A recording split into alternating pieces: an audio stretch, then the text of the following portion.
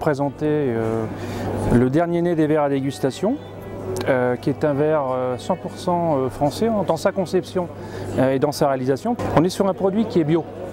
Je tiens à le souligner puisqu'il n'y a pas de plomb à l'intérieur. C'est-à-dire qu'on est sur un matériau qui s'appelle le quartz, qui résiste au choc de la vie. Comme vous pouvez le remarquer. Donc ça c'est très intéressant à la fois pour les professionnels et les particuliers. Résiste à 2000 lavages, sans opacité du verre, sans perruque blanchâtre. Et d'autre part, il restera inaltérable dans le temps, c'est-à-dire que jusqu'au moment où il sera cassé, puisqu'un jour il va casser tout de même, eh bien, il restera dans cette caractéristique, donc dans cette brillance et dans cette blancheur. Donc ça c'est le côté matière. Maintenant, en ce qui concerne le process d'Elysium, qui est un verre unique au monde, puisqu'il est breveté, il a été breveté sur un peu plus de 60 pays, on a à l'intérieur donc une éolienne.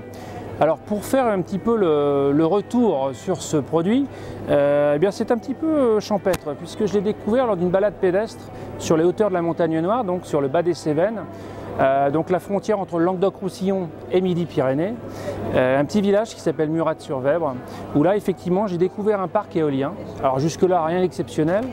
Par contre, le côté intéressant, eh bien, c'est que vous avez une multitude de senteurs qui me sont venues au nez, puisque j'ai une formation à l'école d'œnologie de Bordeaux à la base. Et donc j'ai dit tiens, ce serait intéressant de transformer l'énergie du vent en mécanique des fluides dans un verre. Auquel cas de mettre une éolienne, comme vous pouvez le voir, une éolienne dans un verre. À l'intérieur, vous avez un dôme qui est le nez de l'éolienne, qui va, lorsque vous allez tourner le vin, va plaquer le vin sur les parois intérieures du verre, sur les micro-fissures du verre, pour exciter un petit peu les molécules de vin. Et ensuite, à l'intérieur, vous avez des pales qui sont de hauteurs différentes, puisqu'elles sont jaugées et calibrées, pour respecter totalement la législation française qui dit de boire moins mais mieux. Et surtout, si vous voulez, je vais travailler les 3 couches aromatiques de mon verre. Puisque dans un verre, comme dans le vin, vous avez des couches aromatiques. La première couche aromatique, c'est lorsque je vais servir mon vin, par exemple, à la première pale ici, entre le buvant et la hauteur de vin, eh bien, je vais avoir ce qu'on appelle les arômes primaires, donc les arômes volatiles. Au milieu du vin, vous êtes sur tout ce qui est fruits et terre. Et au fond du verre, vous êtes sur le bois et l'alcool.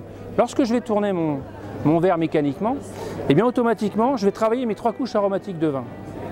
Et donc, eh bien, je vais avoir une véritable, pour vulgariser le discours, une véritable corbeille de fruits. C'est-à-dire que vraiment, je vais aller chercher le côté, on va dire, fruité de mon vin, et je vais atténuer souvent les tanins, ce qui fait que je vais avoir quelque chose d'assez flatteur. Donc dans cette collection, vous avez 4 verres. Vous avez le verre donc, que je viens de vous présenter, qui est le verre le plus opulent pour les vins très puissants, très matures, qui peuvent être les rouges, les blancs et certains rosés vineux, pourquoi pas. Vous avez le verre un petit peu plus dégustateur, qui est plus petit, mais on reprend le même concept, où là, eh bien, je peux tout déguster, le vin, même du pétillant, pourquoi pas. Ici, nous avons donc le verre à effervescence, puisque là, quand on va boire, on va pouvoir y mettre le nez, donc j'aurai le rétronasal qui va fonctionner. Et ici, le dôme est concave. À l'intérieur de ce dôme, je me suis appuyé sur l'I.G. Bellaire. L'I.G. Bellaire, c'est un chercheur sur la bulle de champagne, qui dit que plus il y a d'émulsion, plus il y a de développement organoleptique. Auquel cas, j'ai fait les tests entre 10 et 80 points mousse qui sont faits au laser au fond du verre, pour me rendre compte, eh bien, si vous voulez, de ce qui allait se passer. En l'occurrence, ici, il y en a 30.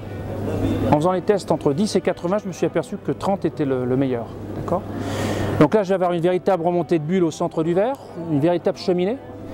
Arrivé à la périphérie du liquide, je vais avoir une véritable couronne de mousse. Et là, pour une fois, je vais pouvoir sentir sans m'émoustiller le nez. Puisque quand je vais sentir, eh bien, les bulles qui remontent de façon homogène au centre du verre, elles vont venir se briser sur le devant ici, et pas sur l'arrière. Ce qui fait que je ne suis pas gêné pour sentir. Tranquille, impeccable. La dernière pale, qui est la plus haute ici, est calibrée à 12,5 centilitres. Ce qui fait que j'ai 6 verres dans une bouteille. Donc chez soi, personne ne sera lésé. Et pour le professionnel, le vin au verre, par exemple, est assez intéressant, puisque là, on aura vraiment quelque chose de jaugé. De par sa forme, vous voyez, qui est assez tulipée et qui remonte, là, j'ai travaillé par contre sur les papilles gustatives de la langue. Comme vous le savez, nous avons des papilles, heureusement, sur la langue, qui sont le sucré au bout de la langue, l'acidité, le salé sur les côtés et l'astringence en fin de langue. Il faut savoir que quand vous buvez un vin doux naturel ou un liquoreux, qui est déjà sucré naturellement, il a tendance, dans un verre qui n'est pas adapté, à venir vous taper sur le bout de votre langue. Et sans vous en rendre compte, vous allez vous remarquer qu'il y a comment dire, une certaine lourdeur dans ce vin, puisqu'il y a une addition de sucre. À la fois le vin est naturellement sucré et en plus il vient taper sur le bout de votre langue. Alors qu'ici, comme il remonte, il vient derrière. Ce qui fait que je garde le naturel de mon vin qui est liquoreux, qui est sucré, sans taper directement sur les papilles de la langue. Donc le dernier né est le verre gobelet. Alors il est très bien pour l'eau, mais il a d'autres vertus, heureusement. Sa paroi est très fine, ce qui va me permettre de déguster des alcools plutôt, des alcools bruns, des alcools blancs. Donc alcool brun, ça peut être tout à fait, pourquoi pas, de l'armagnac, ça peut être du malt, ça peut être donc du whisky. L'intérêt, c'est comme la paroi est fine, quand je vais déguster, je vais positionner mon verre dans la paume de la main.